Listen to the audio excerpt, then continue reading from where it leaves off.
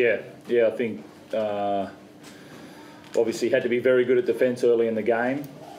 We turned over a lot of ball early in the game, and we had to dig in, and we did.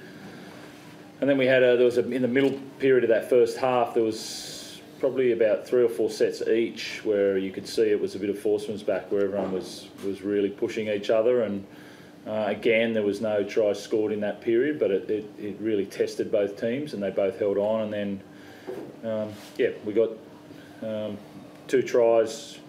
Obviously, the first one worked well for, and then really nice play on half time. And then we came out of second half, and you could see we played some high quality at the start of the second half, and then we played some average bits at different periods of that second half. Are you surprised how quickly it turned? Because it was a real arm wrestle, and then all of a sudden, in the space of a few minutes, it was 30-0. Yeah, look, I think that was a bit of the way that we were playing. I thought we were playing some high-end, high-quality plays and periods, and then I thought we were playing some poor parts. I would have said there was 40 minutes of high-end footy there and 40 minutes of average footy from us. And during that average footy, we did hold on, but still, we're sitting there at 30-0, and then we end up at 30-16. That's it's mixed emotions about, I guess, how I'm feeling about being really happy for a win, and you've got to celebrate your wins, and you know that, but you also know that, come on, there's a bit more there. Come on, like there's some bits there that we weren't happy with. It's not just me, the team know that as well. How do you review a game like that, or how do you dissect that, given what you just said, and what's the message to the boys for the Storm game? Yeah, well, I think in sport, a lot of people review on whether you win or lose, and you can fluctuate with wins and losses. It's the idea is not to review based on that. It's what actually happened. What did we do well, and what do we want to improve on? And I think there'll be both ends of the scale. There's some stuff there that I want to see a lot of. Like there was some real sort of combinations and guys that worked into some good areas, and there was some really good stuff. And then there's some stuff that you should say, that's not acceptable at NRL level, or that's not acceptable at Roosters level as well. How can they go from being maybe so bad to so good, and then back again? You know. Yeah, I think that was a bit of the opposition. I think were going that way as well. Like they were, they obviously had some poor defence there in that start of the second half. But then they're a team that asks quite a few questions at different times. I mean, they've got some pretty good players there in Sean Johnson and Chad Townsend and Dugan, and experienced guys, and they wanted to play a lot of footy on us, especially when they were slightly down, and they did. I thought their kick returns, we weren't good enough on our kick chase, which allowed sort of some space there right from the start of each set. I don't think they had a really hard-working set out of their own end, hardly at all in that half. The vision of Luke, I suppose, for that try on half-time, I mean, that was... Yeah. Yeah, that's... Were you watching that? Were you already down the stairs, on your way down the stairs, or did you see that? No, yeah, definitely saw it. And and I thought Latrell had some real critical moments tonight that really busted him open, that one, and then the change of angle play where he offloaded it to Teddy. That was some really big plays. Yeah.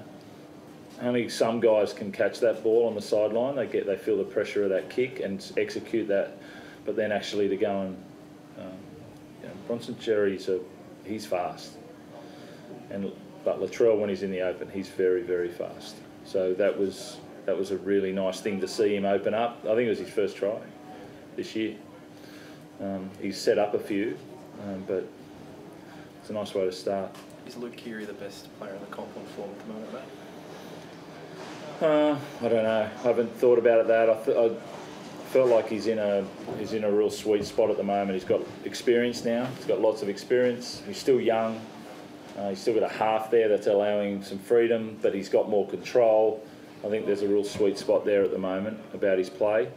But as Luke, I'll walk in there Monday with Luke and say, he can improve on some things that we saw tonight as well. He'll be happy with some of his bigger plays, and I know him, he'll say, no, some of those areas weren't good enough tonight. And that's what makes him keep striving for more. Do you suspect your players, their minds might have wandered in that last 20 minutes about what was coming up next week? No, I don't think they were. I thought when we missed the 36, to go to 36, missed that try, and then I think they had was it a 20-metre restart then? I think they might have scored at the end of that set, but they had a lot of questions. You know, they had the break, 2 minutes off, and then they got the ball and they asked a lot of questions around them. We had to keep moving it, even right at the end. Like there was set after set there. We got the ball stripped off us as well, right at the end, and we had to keep we actually did well to keep it to 16 in the last 5 minutes, I thought. But I don't think their minds wandered at all. I just think we could have been grittier tonight. Are you excited about that prospect, and obviously the team excited about testing themselves against the undefeated team? Oh, not yet. We'll deal with tonight and we'll get going again. You know, it's obviously there's a challenge there, but it's, you know, we don't want to disrespect if we played any other team next week as well. We want to keep getting better. The narrative has been that you guys have been the form team of the competition and established yourself as the team to beat. How do you think you're going, and especially in light of you completed about 69% tonight, and how much more improvement is left in you? I think we're going okay. That's what I'd say. It's not being rude and it's not trying to play things down. I think I'm seeing some guys train really confidently and play really confidently. But yeah, I'm still not satisfied. Let's keep working hard. There's a long way to go. We've got improvement in us, so let's just keep our head down and keep working. That Ikevalu put down, is that one Yeah. of the better ones you've seen? Oh yeah. Yeah, obviously Joey's work to get him into that space, and then there wasn't much space at all, and then obviously his right foot went out, and then it didn't, and then obviously his hip touched the ground and it didn't, and then he scores a try like that. That's it's hard. Like it's you know, the acrobatic tries, but you got being physical and having and he knew it straight away. Like he knew that he'd scored a try. That's a guy that scores lots of tries, and he has done in reserve grade over the years, and I'm really happy to see his return the last couple of weeks. Matty Ikevalu, the way that he's played after the game a couple of weeks ago where he was a bit off, but we have faith in him, and it's he had to work hard for that.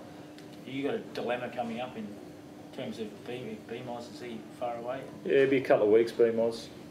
Yeah, we've got a few guys coming up in a few weeks. I'll be looking forward to some dilemmas coming forward on that. That'll be good. It means the guys are back and healthy and fit, and want to get that with Jake and Jared as well. And but I'm really liking the guys doing the work and playing a lot more time than they have before. Lindsay used to go in second halves last week. Now he's going in first halves. Powasa, who you guys would have seen briefly, but's come on and playing consistently well. So that was good. Nat Butcher again tonight, Matty Ikevalu. I'm really enjoying seeing those guys play. Thanks.